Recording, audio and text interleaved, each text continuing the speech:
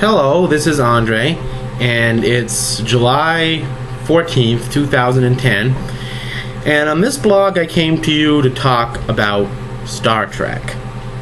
Now, YouTube is full of videos about Star Trek, full of clips about Star Trek, full of trivia about Star Trek, but that's not what I'm here to talk about. I'm here to talk about Star Trek and how it affected my life. As a youngster, I never went to a church or a synagogue or a Buddhist temple or any place like that. I wouldn't say I was an atheist, but I wasn't religious in that sense of the word. Now I consider myself a secular humanist. Somebody who respects and takes a little bit from every religious philosophy but doesn't subscribe to a particular faith or belief.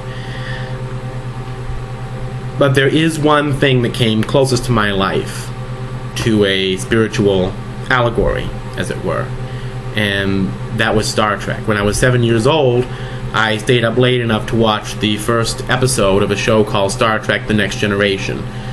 I saw this story unfold before me about this group of people going out into space. A Frenchman, a lady who could sense emotions, she was a counselor, an android who was trying to be human, a Pinocchio named Data. All of these characters encountering this godlike entity named Q, who was actually kind of a jerk and trying to prove that humanity was a dangerously savage child race. And they're going on this mission, which is a very simplistic one, wherein this Q is testing them. I couldn't stop watching after that. I just wanted to see more. I had grown up with the original Star Trek show before that, Captain Kirk, Mr. Spock, and I love them. I appreciate them more now in that context, but I've watched every Star Trek series since. And I think that the reason that I don't even call myself a Star Trek fan, a lover, appreciator of Star Trek. One of the reasons I think people who love Star Trek are not given the recognition that they perhaps deserve is because a lot of them are seen as cynical, like the comic book guy on The Simpsons. Why? It's easy to understand.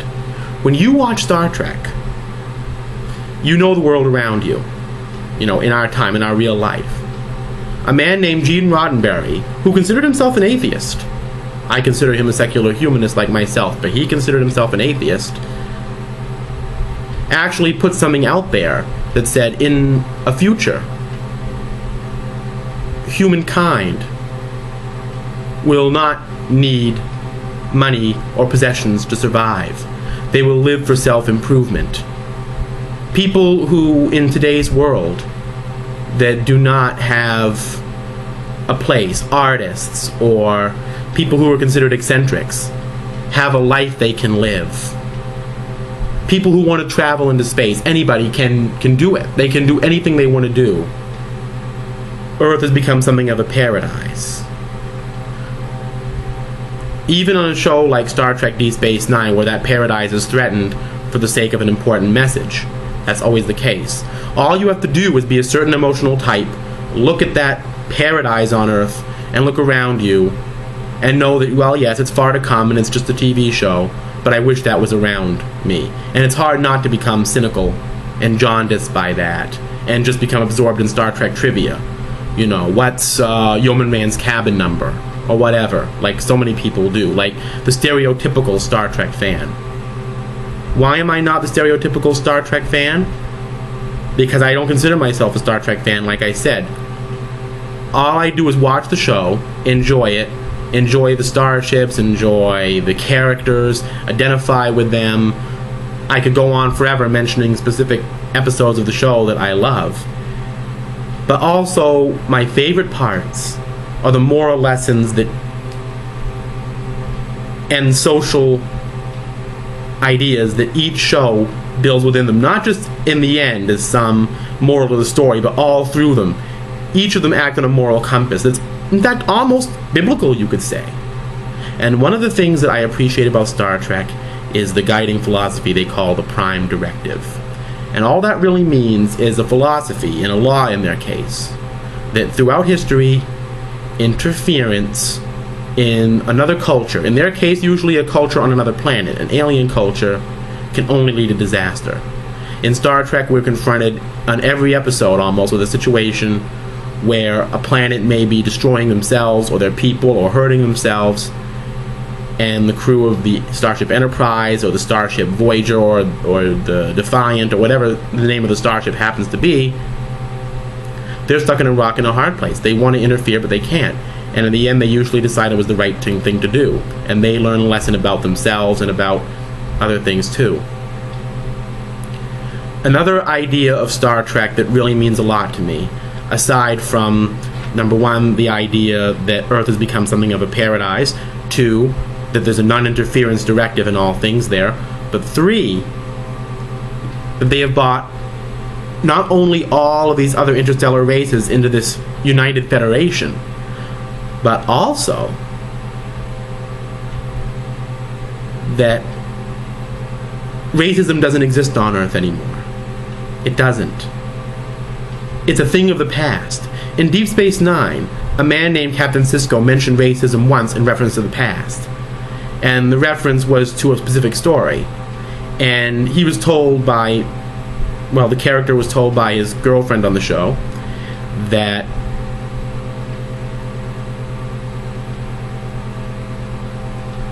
things could have been different. They should have been different.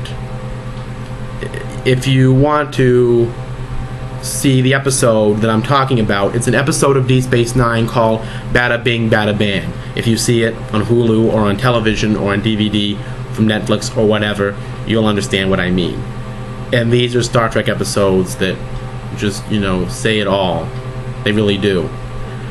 An episode about witch hunts and how they might even exist in the future with one person is called The Drumhead, a brilliant piece of acting by a woman you might know, Gene Simmons. It talks about a woman who takes a case too far because of her own personal demons. And in the end, the message is that people who twirl their mustaches are easy to spot as villainous, but villains who clothe themselves in good deeds are well camouflaged. And that's a message that everybody in the world can relate to today, no matter who they think the villain is. I'm not making this blog to inspire political or social controversy. I'm just saying that with Star Trek, it did the opposite with me that it did with a lot of people. It made me very uncynical. Gave me hope and faith, not in a god, not in something up in the sky beyond me, but in life itself, and that human beings will improve. And it's more than just about hard work, that our minds and our ways of thinking will improve. And even in Star Trek, their minds continue to improve and to broaden, and they extend the definitions of what is life even more in every series and in every decade, out into the galaxy. To me, it's beyond science fiction. Star Trek also helped me to make a friend. Well, more than one, but one special friend. His name is Adam. If you're watching this, you'll know who I'm talking about.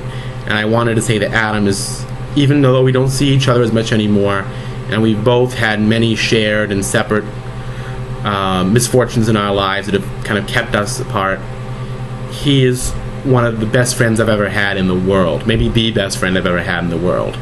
Because through Star Trek, we have an understanding on how to make a difference. And we know something.